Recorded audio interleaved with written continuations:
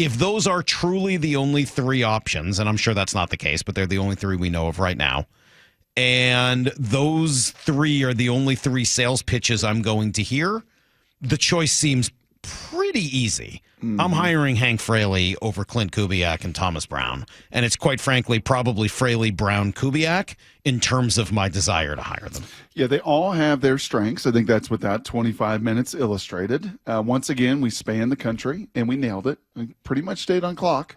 I was a little nervous there with the first one, but we pretty much stayed on clock, Salk. So job well done. You're the pilot. I'm the co-pilot. I just fist pounded you. Co-pilot got a little mouthy at some point in there. Yeah, got a little hairy. Started talking about mutiny and taking over the plane. That's okay. Yeah, you were in control. You did a good job.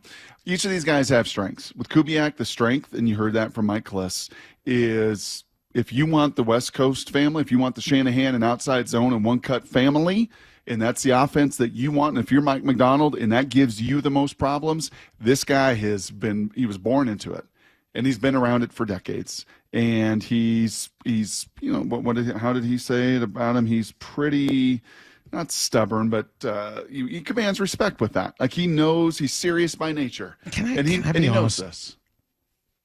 Who was it who said this? Was it Matt Hasselbeck? This is just kind of ringing in my ears. Okay. Matt Hasselbeck, a week or so ago when he joined us, saying that some people think that zone blocking scheme is soft. Some people think it's a little bit more finesse, a little bit more soft, and that those same people seem to think that the gap blocking schemes are a little bit tougher. Well, think about it. Think about what's asked in those two schemes. Right? Pulling and power and all those. I know. You got to hammer down. You got to pull around. I mean, there are massive collisions versus just kind of movement. There's still collisions, but it's hard. It's hard for me to get that out of my head. And the hard part, too, is you wonder when he said, man, it's been a decade in Denver, right? A bunch of them have tried to do it. Well, you know what else happened, unfortunately? A rule change happened, where you can't cut guys down like you used to be able to do on the backside. Don't tell Mark Schlereth that system's soft and finesse, because when he played, and you're chopping dudes' legs in half, and you're putting your face mask right in their thigh pad, like like the big boys he had to do. All right, but now soft about that. It's hard, man. That's kind of ringing in my ear. Okay, number two. So that's I think one with Kubiak. That is his strength, though. That if you want that family, this dude knows it inside. And Brown was intriguing. Brown was definitely the second most intriguing, I thought, there because of, what he said he did once Waldron was gone, and he kind of, rose up and the amount of respect that he commanded in that locker room. I think that would have been his strength. If I cut through the 7-8 minutes with each of these guys, the strength of Kubiak is that he knows that system inside and out. There's no fluff about it, and he's serious about it, and he knows it, and knows every detail of it because he's lived it his whole life. That's what you want. Those guys are out there. Okay, number two, Thomas, if you want a guy that can challenge players, relate to today's younger players, if you're going to have a young team and you want somebody to command and be authentic and demand, I just don't think they need that's his strength. I'm not, he seems like someone who's going to be a better head coach than a coordinator eventually. He may not be there yet, right? And he's going to have to learn some of that decision-making stuff that seemed to be too much for him when we watched that game a couple weeks ago.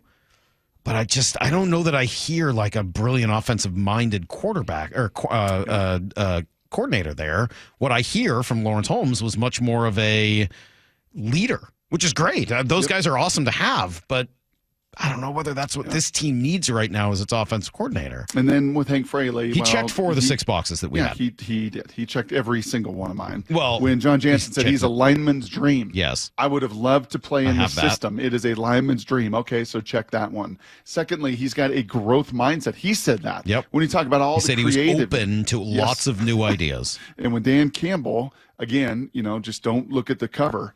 Inside of it is like, man, I need guys that do want to grow and do want to challenge and do want to innovate and do these things behind the scenes. He's doing a ton of that. He mentioned his temperament as well, specifically, right? That speaks to your need for commanding a room. Yeah, you walk in and you've done it, man. You played 10 years in the league.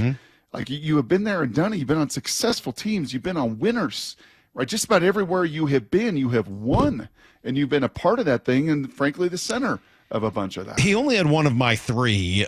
He had all three of yours. The one of mine he had was a commitment to the run game. He said he is a run-first guy specifically. So, okay. The two that were maybe a little bit more question marks were, could you put the quarterback in a position to let playmakers make plays, and could you have that creativity in the red zone? I don't know if that's going to be his thing, although it does sound like he's pretty. Where did they rank? Where did Detroit rank with a very? I mean, they were pretty good, but they also had Ben Johnson, who's one of the most creative guys around. So I don't know how much he's learned from Ben Johnson. Maybe there's quite a bit, and maybe you do need to pair him with somebody who can be a really creative passing game coordinator. Oh, by the way, what was the report from Burt Breer? He's talking to potential passing game coordinators to pair with. Because he knows that's not his strength. Sounds a lot like when Sean McVay had Wade Phillips on the phone ready to go in his interview with the Rams. Yep. Look, there may be more candidates for this job, Brock, in which case I'd like to hear more about them because none of these three seem perfect. No, and Hake's never done it. The other two have at least done it. Yep. And we know how difficult that job is, how unstable that job is, how little patience. Ryan Grubb was a one and done. None of them are perfect. But based on what I heard today, and based on what you and I have both kind of thrown out there as our most important principles, I think that if these are your three options, it's really just one, and it's Hank Fraley. Yeah. And you know what, man? John Jansen could say, I poke fun at the linemen. I could say they were the kids in the swimming pool that wore their T-shirts, unfortunately, when they were 12. I love linemen. I do. I always have. And I am shaped in my football life by playing for and having the most fun and the most enjoyment with an incredible offensive line.